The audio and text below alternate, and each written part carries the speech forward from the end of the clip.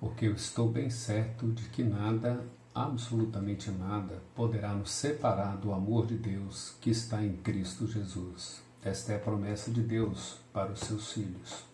Nós damos aqui hoje continuidade ao nosso tema de que todas as coisas cooperam para o bem daqueles que amam a Deus, segundo o chamado do seu propósito. Tema que nós estamos trabalhando em Romanos 8, versículo 28.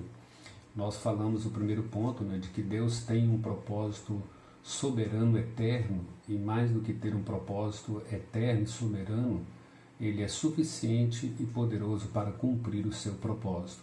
Hoje nós trataremos do segundo ponto em consideração, que é Deus tem um propósito de salvar um povo exclusivamente dele. Esse é um propósito eterno. Deus tem um propósito de salvar um povo exclusivamente dele. Nós podemos encontrar um outro texto na Escritura que nos dá fundamento para isso também e que fundamenta essa verdade das Escrituras. Tito 2,14, quando fala que Jesus entregou a si mesmo para purificar um povo e remir esse povo exclusivamente dele.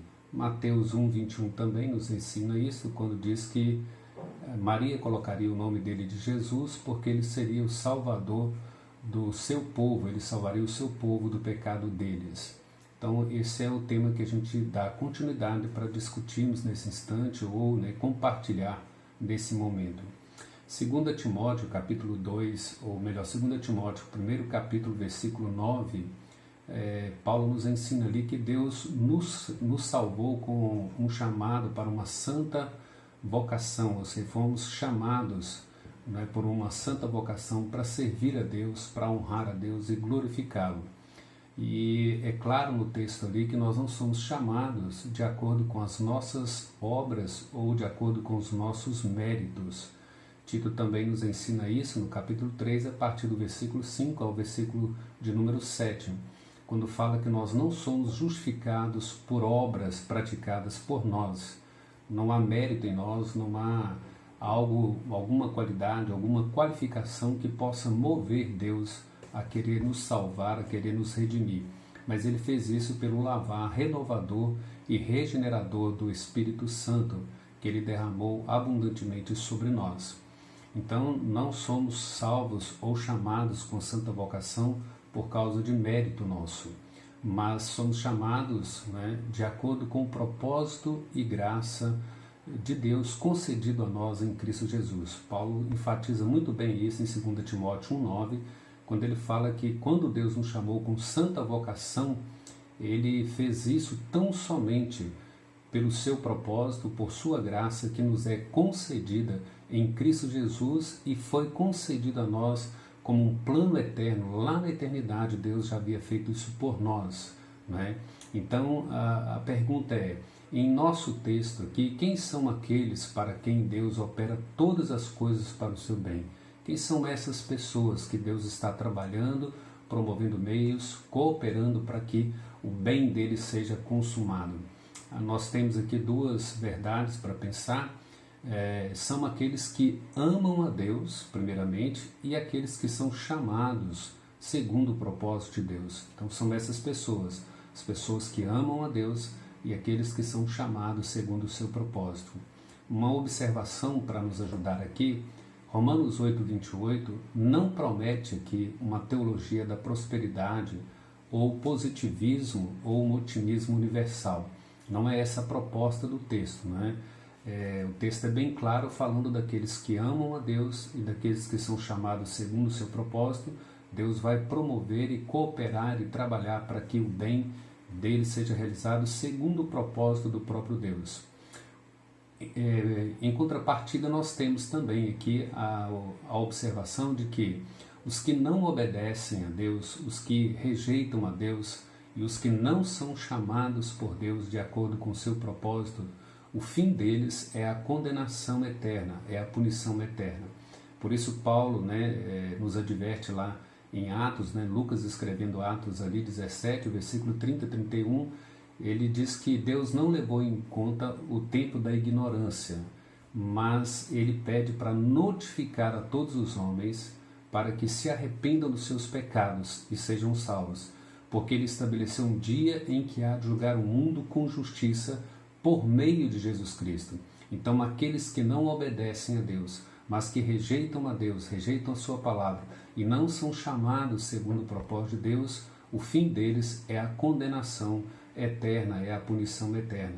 Você pode ver isso aí claramente em Apocalipse, capítulo 21, do versículos 1 até o versículo 8.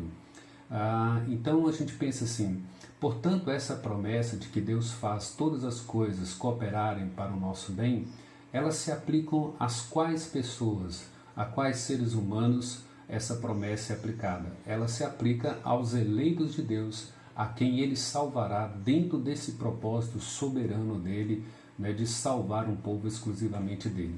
Então vamos pensar sobre essas duas características, né? Quem são essas pessoas? Aquelas que amam a Deus e aquelas que são chamadas segundo o segundo propósito do próprio Deus, não é? Então vejam bem, aqueles que amam a Deus, não é? Quem são essas pessoas? Primeiro, a gente precisa fazer aqui uma observação dizendo o seguinte: nenhum de nós amaria a Deus se Ele não nos tivesse amado em primeiro lugar. Nenhum ser humano tem habilidade, qualificação por si só para amar a Deus pela sua própria vontade, né? Nós amamos a Deus porque Ele nos amou primeiro. Nós podemos ver isso na primeira carta de João, capítulo 4, versículo 19, que Deus nos amou primeiro, por isso nós o amamos. E Efésios, capítulo 2, do versículo 4 até o versículo 7, quando o contexto anterior diz que nós andávamos em nossos delitos e pecados, nós estávamos mortos espiritualmente. E Deus, por causa do seu grande amor com que Ele nos amou, Ele nos deu vida juntamente com Cristo, né? E nós somos salvos tão somente pela graça. Por meio do Evangelho nós aprendemos que Deus nos amou dando o seu Filho, né? Provando o seu amor por nós, entregando o seu único Filho por nós. Então, porque Ele nos ama, nós somos habilitados por Ele e qualificados por Ele para poder amá-lo. João 3,16 diz que Ele amou o mundo de tal maneira que Ele deu o seu Filho unigênito para que todo aquele que nele crê não pereça, mas tenha vida eterna. E Romanos 5,8 diz que Deus prova o seu próprio amor para conosco pelo fato de ter Cristo morrido por nós, sendo nós ainda pecadores. E nós também podemos citar Ezequiel 36 quando fala como que Deus fez isso. Ele fala que derramaria água pura sobre nós, iria nos purificar do nosso pecado, Ele tiraria o nosso coração de pedra, nos daria um coração de carne, Ele colocaria os mandamentos dele dentro do nosso coração, Ele nos daria o Espírito Santo para habitar dentro de nós. Ezequiel 36, do versículo 25 até o versículo 26, nós encontramos isso. Esses são aqueles que respondem com fé, de modo que agora amam a Deus em Cristo Jesus. Vejam bem, depois que Deus faz toda essa obra regeneradora, né, de dar vida ao pecador, de colocar um novo coração nele, de transformar a vida dele pelo Evangelho, esse pecador que diz amar a Deus, ele está respondendo pela fé, não é? Que ama a Deus porque ele compreende o que Deus fez por ele. Então, quem são esses que amam a Deus? Essas pessoas que Deus de fato fez ali, não é, a obra da regeneração, aplicou o Evangelho no coração deles, deu entendimento, deu fé para que eles pudessem responder com esse amor, com essa entrega, né, total, submissa a Deus. E Romanos 8, 28, ele não nos condiciona, né? Não condiciona o nosso amor para Deus para que Ele possa promover todas as coisas para o nosso bem. Pelo contrário, não é porque nós amamos a Deus que Ele promoverá todos os bens ou todas as coisas para o nosso bem. Na verdade, é porque Ele nos amou, porque Ele tem essa proposta, porque o propósito dele é promover todos os meios para que a gente consiga esse alvo dele, né, de alcançar esse bem maior para nós, o bem supremo. Então é que nós amamos a Ele. E isso nós podemos entender, né, que Deus trabalha por nós fazendo todas essas coisas em nossas vidas. Amar a Deus nesse contexto aqui significa que nós respondemos a Deus com confiança, né, com dependência de que Deus está trabalhando por nós, que nós confiamos nele e que nós descansamos nele.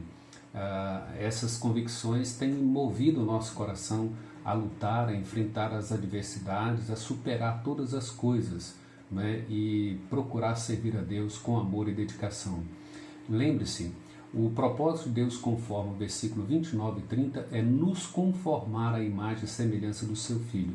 É para lá que Ele está nos conduzindo, nos aperfeiçoando, trabalhando todas as coisas, promovendo todas as coisas para o supremo bem, que é esse que nós encontramos no versículo 29 e 30 de Romanos 8. E também é no contexto de provações que devemos reafirmar o nosso amor e a nossa confiança em Deus. Por quê? Porque Ele nos deu o seu Filho. Ele é a pessoa que tem primazia no nosso coração. Ele é o nosso principal tesouro, como nós encontramos no Salmo 73, versículo 25 e 26, quando diz que não há outro bem, eu não possuo outro bem na terra a não ser o Senhor. Eu não tenho um tesouro maior do que o próprio Deus. E em segundo lugar, são aquelas pessoas chamadas segundo o propósito de Deus. Primeiro, aqueles que amam, não porque eles moveram Deus a amar, porque Deus nos amou primeiro, por isso nós amamos. E agora, a segunda verdade é aqueles que são chamados segundo o propósito de Deus ou de acordo com o propósito de Deus. Então, só enfatizando, o nosso amor a Deus não é a causa primária ou a mola propulsora para Deus agir por nós, tá? Não é o nosso amor que é a causa primária para que possa impulsionar Deus, mover Deus a nos amar. Pelo contrário, Ele soberanamente nos amou. E por causa desse amor, por causa do seu soberano poder, Ele nos chama com santa vocação em Cristo Jesus. Versículo 29 e 30 de Romanos 8 é o que os teólogos chamam de o elo dourado, ou a corrente de ouro, que diz: aos que Ele predestinou, Ele conheceu de antemão, Ele também chamou, Ele também predestinou, Ele também justificou e Ele também glorificou. Então o texto é: aos que conheceu de antemão, Ele os predestinou. Aos que predestinou para serem conformes à imagem e semelhança do seu Filho, Ele também os chamou. E Ele também os justificou e Ele também o glorificou. Então veja que é um elo, uma corrente que não tem como ser quebrada. São todas as ações e iniciativas primárias de Deus para que depois nós pudéssemos responder ao seu chamado com amor e com obediência. Então essas pessoas são aquelas que são chamadas pela santa soberana vocação de Deus, que é o seu poder, que é a sua primazia. Ele faz isso através de uma obra exclusiva do Espírito Santo, como eu já citei, Ezequiel 36, do versículo 25 até o 26, e Efésios, primeiro capítulo, versículo 4 e 5, que fala que Ele nos escolheu antes da fundação do mundo para sermos santos e irrepreensíveis, e nos predestinou para Ele em adoção de filhos em Cristo Jesus. E aí o texto vai falando da nossa redenção, da nossa remissão de todos os pecados. O Espírito Santo nos convence do nosso pecado, da nossa miséria, iluminando nossas mentes no conhecimento de Cristo. Ele vai promovendo isso em nossa mente, em nosso coração, nos dando esse coração conhecedor de Cristo, conhecedor da sua palavra. E Jesus Cristo nos é oferecido gratuitamente nesse Evangelho. Então, quando cremos em Cristo, é porque Ele já operou todas essas obras em nós. A obra da regeneração e o chamado eficaz. Por isso é que nós temos agora condições de crer. Por isso é que a fé é um dom de Deus, conforme Efésios 2, versículo 8 e 9, que nós somos salvos pela graça mediante a fé, e isso não vem de vós, é dom de Deus. Então, concluindo esse segundo ponto, como você pode saber que Deus te chamou? Como que você sabe que Deus te chamou? Ao ouvir o Evangelho, você crê que Cristo morreu pelos pecadores e que Deus oferece perdão dos pecados e vida eterna tão somente por Cristo? Se você ouve o Evangelho e crê que somente em Cristo você tem perdão, você tem remissão, você tem reconciliação com Deus, então já é uma grande evidência. Segundo, Deus mudou o seu coração foi transformado. Deus é a primazia do seu coração. Terceiro, a Bíblia é a sua única regra de fé e prática. Quarto, você odeia o seu pecado e luta contra ele? Se você está vivendo essas coisas, colocando elas em prática, é evidência de que Deus já trabalhou em você, já está movendo o seu coração em obediência, já regenerou, já te deu a fé para que você ouça o Evangelho, creia no Evangelho e viva de conformidade com o Evangelho. Nesse caso, tenha certeza de que Deus está trabalhando todas as coisas juntas para o seu supremo bem. Preste atenção, Deus está trabalhando para o seu bem supremo. e nós trataremos desse bem supremo no próximo vídeo, né? Então será a terceira parte desse tema, né? Que Deus nos abençoe, que Deus nos sustente para a honra e glória dele, né? Que a graça de Deus esteja sobre cada um de nós e até mais.